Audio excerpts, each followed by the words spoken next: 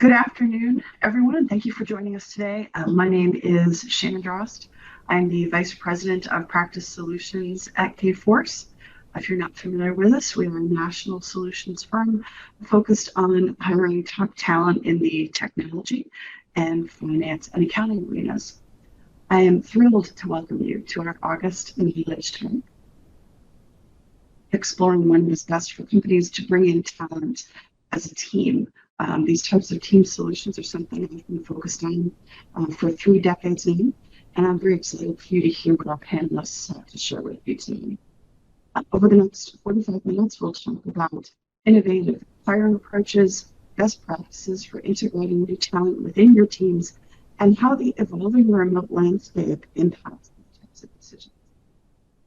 Today's knowledge talk is actually the last in a series of 3 reviews explaining the ins and outs of staffing and solutions. So make sure to please check out our on-demand webinars if you want to learn more about partnering with a recruiter to maximize your job search, or how a bad hire can cost your company much more than just lost wages. But first, let's take a look at the strategy between team deployments when it's a useful approach in lieu of single talent. And joining me today on the panel are Ryan Lynch and Beth Rickard. Ryan is the Vice President of Client Solutions here at Kforce. He's been a part of the Kforce team for more than a decade and has been central to the company's transformation and expansion efforts. He's also a recent recipient of the Staffing Industry Analysts 40 Under 40 Award. Thank you very much for joining us, Ryan. Happy to be here. Beth is the Business Solutions Manager at Grange Insurance, and she and Ryan have worked closely together on several projects in the last couple of years. She has more than 30 years of experience within the insurance industry and has been part of several transformational projects at Grange. We're thrilled to have her perspective today as we can dig into different solutions and what it looks like from the point of view of a company. So welcome, Beth, to our panel. Thank you. Excellent. So just a few housekeeping items as we get started here today. We will have a Q&A session at the end of our presentation. On the right-hand side of your screen is a QA box where you can type in and submit questions throughout the discussion. We encourage you to do so, and we will respond to as many as we can at the end of the presentation. Also, please note that a short survey is going to pop up after the presentation, and your feedback is much appreciated. You'll also receive an email with the recording of today's knowledge talk. So that would be nice to get to know all of our panelists. And we thought a great way to do that was to talk about something that I think we've all experienced, and I'm going to guess most of us have dreaded, and that is school group projects.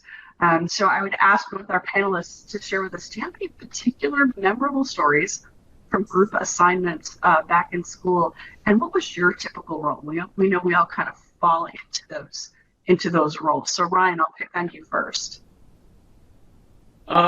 Group projects, never my favorite. Typically the control freak in me wanted to do most of, or just have my fingerprints all over everything. But I do remember one senior year of college. I think this is a long time ago. But there was some missed deadlines, or there were some misunderstood deadlines, I'll say, that involved a 12-pack of Mountain Dew and very little sleep, and some bags under the eyes. So it was the blame. We will leave that in the past. I've since gotten over it. Talked through with my therapist, and we're in a better place now. But yeah, group projects. They were always good learning lessons, right? It prepares you. It certainly prepares you for the working world, because especially on our side, you do nothing alone. So, and exactly. I think relevant to the team concept here that we're going to talk about. Excellent. Thank you. What about you, Beth? So similar to Ryan, I am also a bit of a control freak. So anytime group projects always came along, I was always the one that could never sit there just quietly. I always was in that take charge kind of mode, which could be good, could be bad. One particular project I was working on with a group of folks, you always get stuck with people that you don't get to choose on your team when you're in school, right? And there's always that one or two individuals who just would, not get along or whatever. But for some reason, I always got called by the other team members to say, hey, can you tell so-and-so what to do? Or can you tell so-and-so to stop doing this? So I immediately became not only the control freak, but also the mediator in the group to then try to figure out how to get everybody else to either participate or stop participating or whatever it was. So that was always an interesting thing for me. And I'm not so sure Ryan and I should ever be paired together. I bet the last couple of years have been really interesting as you guys collaborated. Let's just say we both have grown a lot since school. I feel both your pain. I was always the person who I was afraid for things to hit the floor. So if somebody didn't do something, I was the one who scurried behind and tried to fix it. I was like the fixer. Like, okay, we'll fix this. It'll be fine. I'll fix it. It'll be fine. And the worst time I ever had with that was a project my senior year. It was my senior thesis project. And one of my teammates was coming back from an international vacation over break and wrote his entire section on the back of a boarding pass, which does a couple of things. One, it shows you how old I am because there was a paper boarding pass.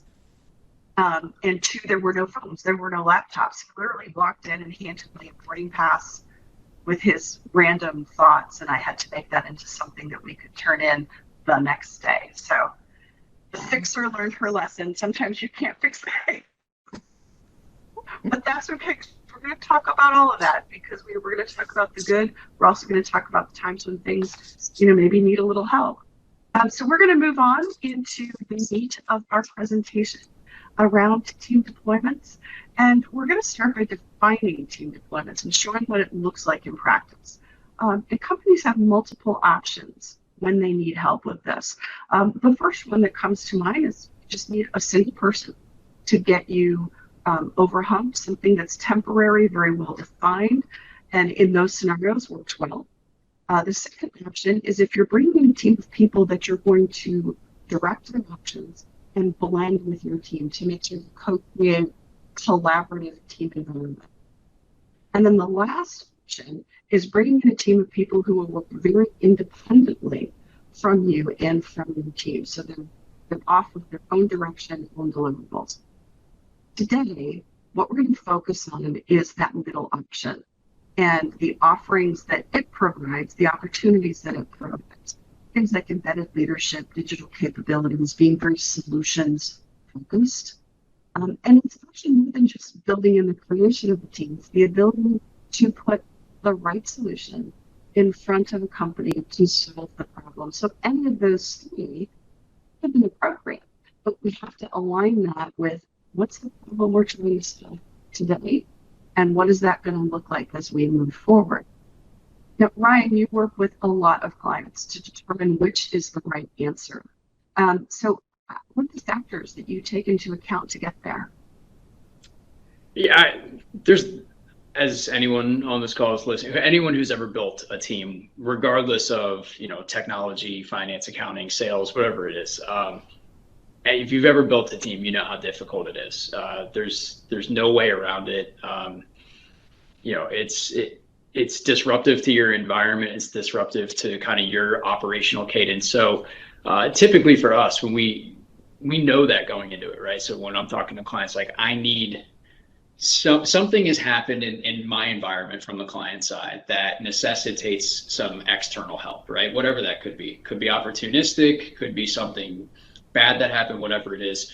Really, we kind of focus in and try to hone in on what is it that you need to accomplish, when do you need to accomplish it by, and what's your ability to address the problem or opportunity internally, right? So we try and figure out kind of the formula of where you're going to need the help, and we look at things like scope, right? And I know that's wide open, right? What is scope? Again, that's what I was talking about when we say, what is it that you have to get done? Like, what are you being tasked with? What's going on? What are the conditions inside of your environment, both culturally speaking, from, hey, how does, when our team's there, how's it going to fit in with the rest of your people? What's going on? What do we need? Kind of if you talk about the, fixing things and the project teams and all that, you look at and kind of orient to what's going on in that environment. what are you asking your external partner to do, right? Are you looking for us to kind of really take ownership of the situation, or is it maybe you need your team has, you have leadership there, but you need some kind of added capacity, some wind in your sails a little bit. And then you, from a leadership perspective, again, on the client side, when you have an influx of people, it changes your environment, it changes your capacity as a manager, as a leader, to address some of the problems or the opportunities that you need to look at. So, scope, culture, management capacity, and then, frankly, level of partnership. And that's kind of the formula we use to evaluate. And there's also other things, right? It's not just four things, but right. Top of mind. Excellent. So, Beth, what's a recent situation when Grange took this approach, and what factors did you use to go into this decision?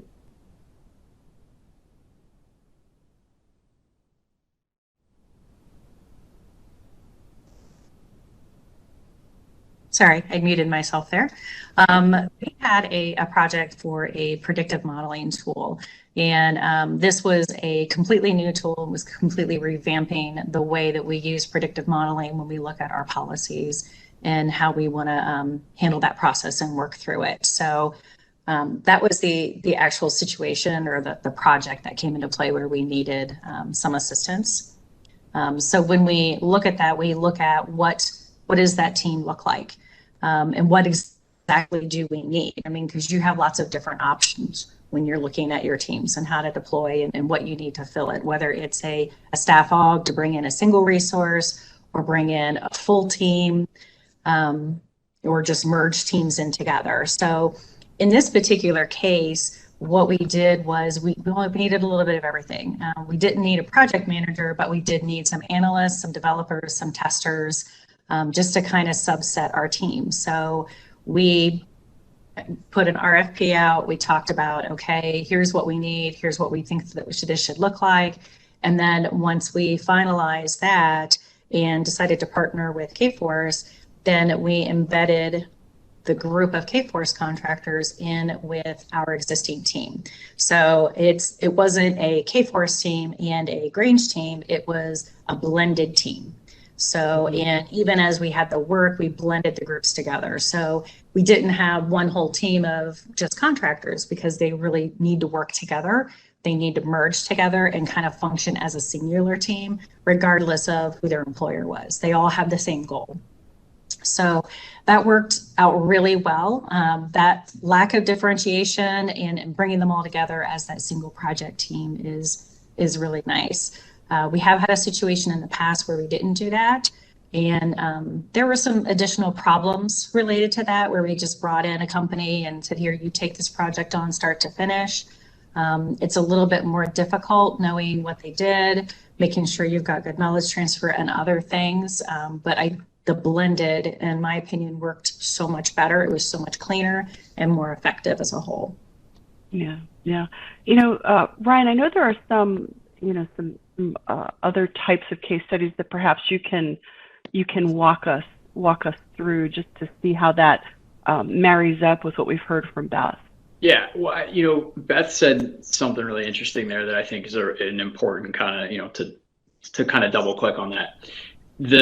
And this, I think, certainly got accelerated with COVID. But when you look at the nature of projects, and Beth kind of mentioned, they didn't want a standalone team, right? There wasn't this containerized piece of work that they could outsource. And not to say that that's going away, but I think as the complex nature of how companies, especially from our clients, how they need to operate, it almost necessitates involvement, and always necessitates involvement from the client side. So we could build the best team in the world, but if we don't have context to how it's going, whatever project is going to be executed and the value that it's going to deliver inside of the four walls of the client, it's really tough for anyone, Kforce or otherwise, to execute on that. So when we look at, now I mentioned kind of, how when we go to scope work, part of that scoping exercise is understanding what type of team we need to deploy, and where we're going to kind of really inject capacity, efficiency, and value. So you can see on the screen here, there's there's multiple ways to do this. Ultimately, what we're talking about here, where the team-based concept is, there's always some version of embedded leadership, right? Working kind of left to right. We have certain scenarios where you need someone watching over some project teams. So you have some blended teams of engineers, and then there's a program management aspect to that. And a lot of times, I think most clients experienced this last year. March of 2020, all of a sudden things got dumped on their head. Not just the way we work, but the work that needed to get done, right? I was reading a McKinsey article, and I think they phrased it as like the shotgun marriage to digital. That a lot of companies experienced. That manifested itself inside of clients as new projects, change in direction, and then all of a sudden it's like, we're changing this direction, we might need help kind of watching what's going on. You have a lot of, Beth and I obviously work in the insurance space quite a bit. You see a lot of modernization spend. From a board level, you're going to want to know that those dollars and cents are being watched, and they want to know from a business perspective when value is getting delivered. Mm-hmm. On the other side, talk about engagement management. When you look at, all right, you've got a small team. This is kind of what we, what Beth and I worked on, is the idea of like, hey, we have a contributing leader, right? So we had a really, really strong business analyst who kind of acted as our engagement leader, our team lead, right? Someone who knew what they were going to do and what the predictive model meant when it was deployed and how to get that in, and the nuance to that type of solution, who then helped translate that into the requirements for our team, not just from not from an agile story card perspective, but like the concept of, hey, by the way, this is why it's important. These are why certain details on these cards matter. That was really important for us, and that type of role, what I found kind of holistically is that type of embedded leader is a blend of not just the technical knowledge, but the industry knowledge too. So, and which works across the board, right? Every industry has nuance to it, and it's understanding how the technology gets applied inside of the industry. Really, really important. Last one there are some time, like, you have teams that scale both, right? You need technical leadership, you need functional leadership, and then fill out the teams underneath them. That type of scenario, typically what happens is, on a slide, it looks like, 10 to 15 people. Really, that's a staggered rollout of a team as you build that age. So you typically will land your leadership first, right? Your program managers and some of your architects will come in, set the stage, prep the runway, so to speak, for the teams that get there. And, I mentioned it earlier, when you talk about efficiency and capacity, if you land 5, 10, 15 people in a week or even in a month, the orchestration that has to go into that is significant. So what we try to do is lessen that and ramp quickly, but also judiciously. So that way you don't have, and if I'm a client and I'm, you're paying for external work, you walk and you turn the halls, or you're on a call and, you don't have people contributing, you got guys sitting there without hands on a keyboard, you're going to have questions. So we try and make sure that from a financial aspect too, there's some thought behind how we ramp that team. And like I said, it's get your leadership in there first, help them understand that, and then downstream efficiency, onboarding, execution, day one contribution tends to be a lot smoother. Yeah, that's something that Ryan said that I just wanted to come back to with the specific case study you were talking about, is that first, what do I want to call it? Sort of that integral linchpin position. Ryan talked about having that business analyst. Can you maybe help us to elaborate a little bit about the importance of having some embedded? It was a VA in the example that Ryan gave, but just to maybe hone in a little bit on the importance of having that person there that becomes the focal point for you. So are you asking me? Yeah, I'm just curious kind of how that translated back to your case study. Sorry. I wanted to make sure we were doing that. So it's actually a really important role, and it's extremely helpful. So having that engagement leader involved kind of helps with the knowledge transfer. It helps with the ownership, escalation of issues, a variety of things. And I completely agree with Ryan. It is the sooner and at the earliest point in which you can engage an individual at that level, helps, because having them involved in the very beginning, it helps with the decision making and understanding why certain things happen, and why we went down certain paths. So as they move through the project life cycle, questions come up or changes in scope or whatever, and how they need to kind of move through the entire project, having people really helps to help guide the rest of the team, be it just a portion of it, all of it, whatever that looks like. And then also helping with the communication and support that we need from both sides to ensure a clean process and clean project.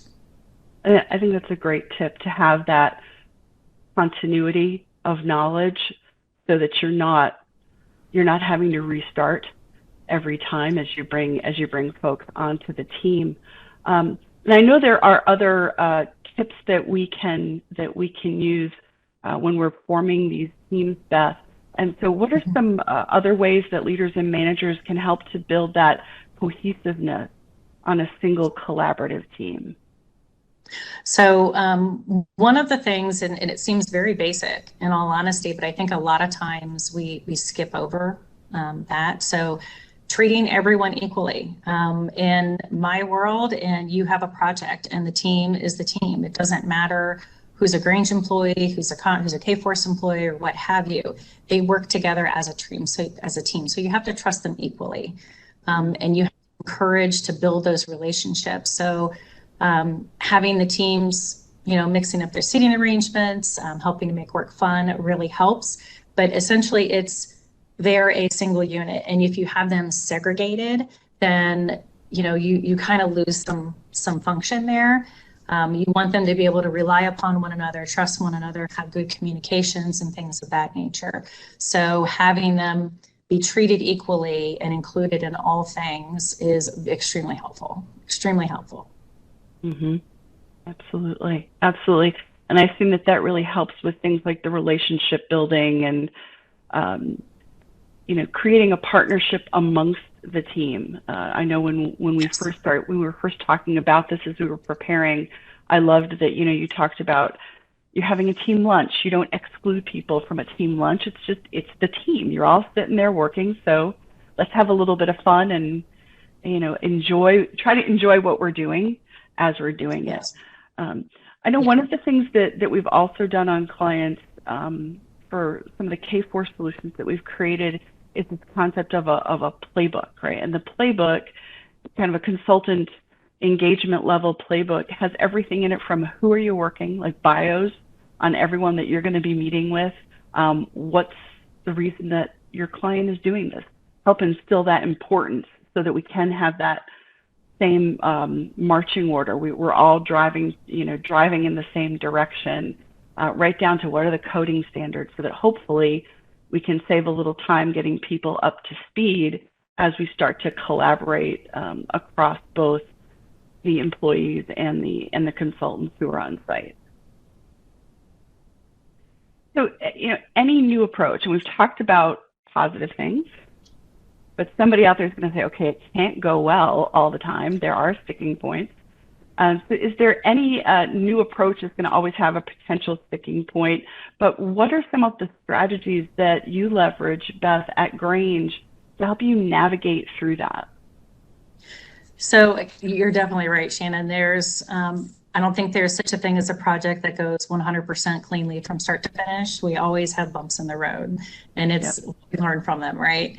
So, initially, anytime we deal with third-party contractors or other carriers that come in and work with us, usually the contractors can either take one of two stands, but more often than not, what I see is they're hesitant to step forward when there's an issue, and that's the individual, not the company. Maybe they just don't want to rock the waters, or they want to make sure that they're doing everything that they can. So what happens is they may not escalate initially. So that's where part of that initial introduction and building that relationship and that trust with them And sometimes it's just to even plainly say, listen, we need to know if it's not working well from your side. And everybody wants to say, yep, I'm on track, everything is good. But if you wait until the 11th hour and go, well, no, I'm having this problem and I've been having it for weeks, that creates so much more problems down the road, especially if we could have addressed it weeks prior. So really encouraging them and making them feel comfortable and confident enough to be able to step up and say something. Even if they're not sure, but just want to, bring awareness, that's one of the big things. Another thing that we often do is we often forget, and usually it's some of our business partners more often than not, where, you want a new person in, you want a new team in, and you're forming this new team. Well, you have to make sure you allow enough time for onboarding, because even if the team has been working together on another project, you insert a new person, individual, what have you, there's always some learning that has to happen. They've got to learn how to work together. They've got to build those relationships. They have to educate themselves on the products, the project, so on and so forth. So you have to allow time for some of the onboarding work to happen, which essentially from a business perspective means everything is not going to magically happen day one. It may take us a couple weeks to get to there, but then once we're there, because we allowed enough time for that onboarding to really happen nicely, then it can just power through it. And the team has got the relationship built, so you should be able to just charge forward at that point. And then you also, and that kind of goes in line with, disruption of new team members. Anytime you bring someone new in, it's part of that onboarding. Even if, like, in the middle of a project, if for whatever reason you have to switch somebody out for, what have you, you're going to have a similar thing. So the project itself, you have to understand there's going to be that disruption, and make sure you have that clear communication with the rest of your group and your project team. And then, concerns from existing team members. So sometimes they don't understand why are we bringing somebody else in? Are they here to replace us? I think a lot of times, especially this day and age, is some folks immediately go to oh my gosh, they're bringing this contractor in, I'm going to teach them my job and they're going to leave. No, that's not the case. You have to be able to communicate with your team to understand and help them understand why we're doing this. And part of that merge team also kind of helps them understand that, they're not replacing you. They're here to work with you and to make sure that everybody has good, solid knowledge. So when that team exits, the existing group can still maintain and move forward. So the communication, transparency, relationship building are all very important. Excellent. I absolutely 100% agree. Ryan, do you have a kind of a perspective as the solution provider side on kind of managing some of any disruption? Yeah, I mean, all four of those issues are a consideration.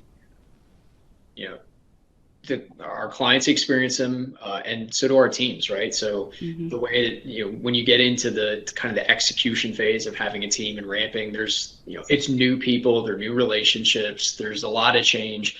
And also there's typically a high level of stress that's going on inside there too, because it's, again, there's time box. The reason that you need a team there is because there's more work than there are hours in the day or people to do it. So I keep talking about this. We go back to kind of the upfront areas that we focus on. And I mentioned the kind of team culture and the environment. It's really, really important for both sides. One, we ask some questions and we try and orient to, hey, what's really, really going on, right? What type of reality are we going to be living in here? And then, work with the client to make sure that even down to like the composition of the team, right? When you look at how we go to build the team and the types, the people that we put on there, so that way we can be honest with our team members as well and say, hey, this is what you're going to be doing. This is the people you're going to be working with. This is what their expectations of you are. I think the more transparent you can be, especially in a remote environment, it's really tough to do this. So if you don't have that kind of buttoned up, it kind of complicates some of these things. And also too, and Beth mentioned this to me, was, the concerns from the existing team members. I understand a lot of times, if you're in a team area and then all of a sudden new people start showing up, you're naturally going to be potentially skeptical, otherwise maybe just a little hesitant on, hey, who are you and what are you doing with my work? And full disclosure too, the amount of pride that I see our clients take in their work never ceases to amaze me. Like, there are people who really love what they do, and they're very proud of their accomplishments so far. So having new people get involved with that is tough. But also, Beth did a phenomenal job for this from a leadership perspective, is saying, hey, the reason we're giving you help is so you don't have to work 15-hour days. Like, these deadlines aren't going to change. Things, the business needs things to get done. We're here to help, and that's really that's kind of the approach that we take. Is we're a guest in their house, so to speak, as collaborative as they like us to be. At the end of the day, and Beth just hit on this, we're not designed to be there forever. That's not the goal of it. Right? If that's what then you'll ramp your team full time. But if you need teams to come in, we treat it like we're a guest in their house, and we're there to help, not to take control. Exactly. And you've both touched on something that I think is so important, but can get overlooked, is that the ability to match culturally your consultant with your client, as well as their technical background, is so crucial. You have to understand what's the culture at Grange, who's going to be successful there, who's not going to be successful there, and try to really hone in on that so that we can hopefully smooth that process out and be a good guest, and not cause disruption, but try to help smooth it over. Yeah, I mean, a good example of that is that, when you look at the first square you have there, right? When you talk about escalating issues, one of the questions we'll ask, like, how do you handle issue escalation and resolution, right? We have clients who like the idea of, like, hey, challenge everything. There are other clients that say, hey, follow chain of command. This is our path to it. However, your culture is fine. I've never had a client in my 10 years doing this tell me culture isn't important, right? So it is just as much of a factor as the technology execution and capability, right? So looking at that, whatever the culture is, it's not for us to evaluate, or it's for us to fit into that, right? That's the important piece. And also too, understand how we can contribute to it, not change it. Right. And Ryan, you said something a moment ago that I want us to move towards, and I think it's something that's on everyone's mind as the world has changed quite drastically in the last year and a half, and we find ourselves, regardless of who we work for, in a remote hybrid workforce. So I'm curious, Beth, how has that move to hybrid potentially changed Grange's approach to team deployments? So as a concept as a whole, really, it hasn't changed. It's still it still goes back to the original concepts of what exactly do we need to make it happen. So the resource gap is either there or it isn't. And then it's a matter of what do you need to fill that gap. Now, the one difference, though, is building those relationships virtually are a little different, obviously. So you got to get a little bit more creative. So at Grange, we've done a pretty good job, unique ways and different ways to engage all of our virtual team members. So things like, virtual happy hours, I think is pretty common everywhere, I believe.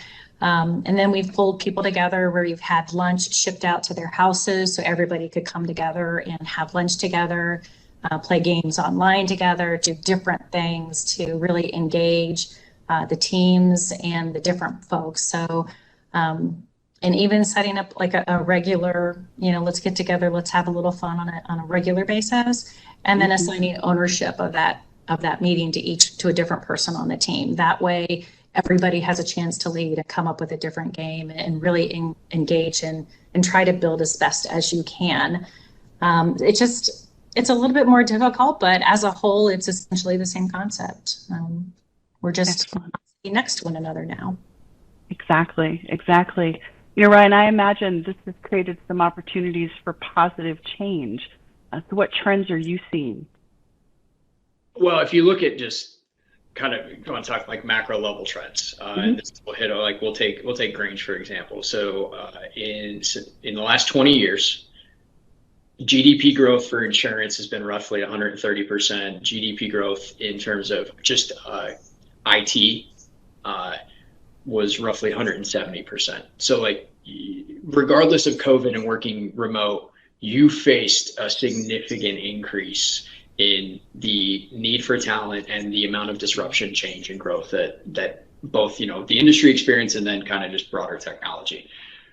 What I think, or I've seen kind of COVID do, or remote work, is allow companies the opportunity, and I like to think it's an opportunity to kind of reimagine how they build their workforce, right? And everyone, I think, to this point has kind of gotten used to the idea that hybrid work environment, but also a hybrid workforce. You're going to have a portion of your workforce as consultants, and you're going to have obviously a portion as FTE. How you choose to build that out and the partners in which you have in your ecosystem, your talent ecosystem, that's where we've seen a lot of change. We have both Beth and I are here in Columbus, Ohio. We've got there's a friend of mine who works for a startup. Well, not a startup anymore. They're technically a unicorn now. In March, they had everyone. They invested in a headquarters. They had everyone there, and then all of a sudden they said, "Forget it." They built what they called a grid, and they're off and running. Everyone can work remotely from everywhere. So I think it still goes back to culture too, which is starting to change inside of clients. To, you're not in there every day. You're not face to face. So how do you build your communication patterns? How do you, in a remote world too, you got to consider time zones. If you're going to do your stand-ups at 9 a.m., do you really think that your developer, your team members out in California, is it reasonable to expect them to be up at 6 a.m.? I don't know. Maybe not. You got to, there's just different things to kind of consider. But also, like I said, it's an opportunity. You also have to think of it, inversely too, from a client perspective. Mm-hmm. Your opportunity could also be a threat, right? So people are going to come and look at, they're reconsidering talent from everywhere. So now your talent pool isn't Columbus, Ohio anymore. It's the broader Midwest, or it's nationally, sometimes internationally. So it, I think broader thinking is the biggest change that I've seen, and a lot of companies being opportunistic with it. Absolutely, I agree 100%. Looking at the time and looking at where we're at, we've gone through our presentation, and so we'd like to look at our attendees and open things up for questions. So if you would please, again, the QA box on the lower right-hand side of your screen, go ahead and type in your questions, and we will get to them as efficiently as we can. We have our first question that has come through, and that is there an average length of time for these team deployments? Are they all long-term, 6 months or more, or can they be deployed on a shorter term scale? And maybe we'll start with you, Ryan. We don't really have a prescribed time for how we deploy our teams. That being said, I think what drives the tenure is the nature of work, right? Integrating a predictive model. I think Beth, it was 5.5 months, right around there, maybe a little longer. I think it was around 8 months Okay. Total from inception to completion. So when you look at, I would say probably the low water mark there's probably 6 months, and again that's more driven towards the nature of the work. So you think about it too, and this is from our side, right? If I'm a client, I'm going to go external with work. It's typically because it's got some longer tail to it. It's either more complex or it's a larger chunk of work. Typically speaking, some of the smaller pieces can be handled internally, and things can be kind of juggled around, so to speak. Excellent. Anything more to add, Beth, before we move on to the next question? No, I think Ryan had pretty much hit it on the head. And I think the other consideration there is some projects that are requested where you may need additional assistance, but may not necessarily fit into the company's strategy or vision, probably wouldn't even be considered to actually move forward. So right. if they're that small in nature, then chances are they're not going to happen, or something with a bigger priority or more influence would basically be the priority that would take the need. Okay. We have another question, and the next question is for the playbook. Do you still do that virtually, or does that more of an in-person, and does it look different than when you're in person? Ryan, you can take it. I can take it completely. I'll leave it up to you. I'll chime in on it. So the playbook, I think, becomes even more important in a digital world, right? And it's kind of your source of truth, right, from the consulting side. It's something that you get to go back to and say, hey, all right, I've built playbooks before. I have everything from dress code, which not as much in the digital world, but where's the cafeteria? Where hey, this is here's your help desk numbers. Set up your computer.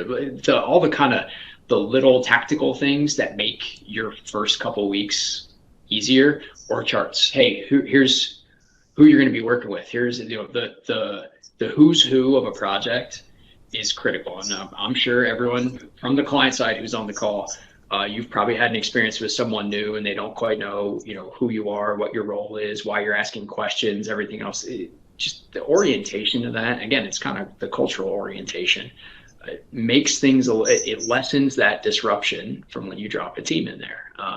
So they've become critical. The toughest part, frankly, is the maintenance of them, right? And that's where that leadership piece comes in quite a bit, is as things change and get updated and move along. I don't think anyone's favorite thing is documentation, at least certainly not mine. So it's kind of that continual process and the discipline inside of the teams to make sure that we're staying current with that.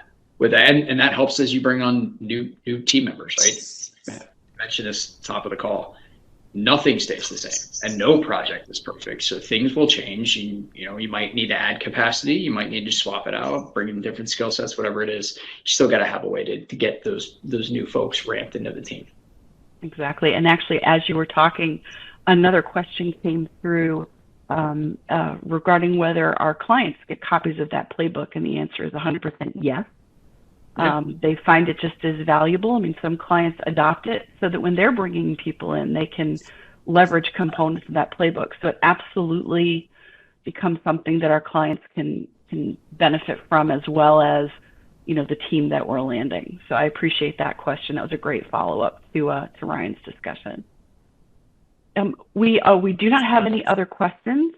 I will just, Beth or Ryan, if you have any closing thoughts, and then we'll close it out and give everybody a few minutes in their day. So Ryan, I'll go to you first.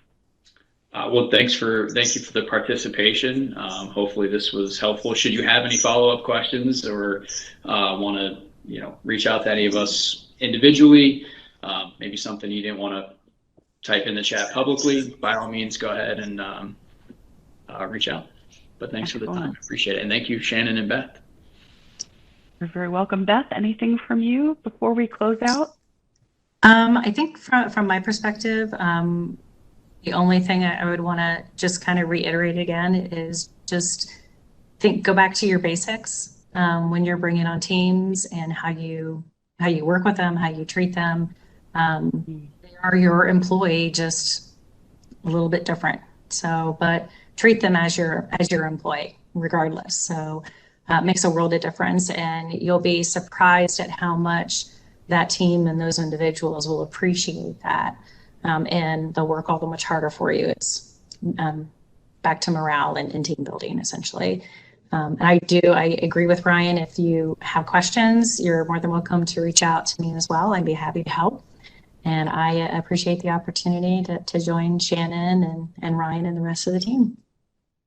Well, thank you, Beth. And getting to know you over the past few weeks, I understand why our consultants love working with you and with your team. So thank you for joining us today.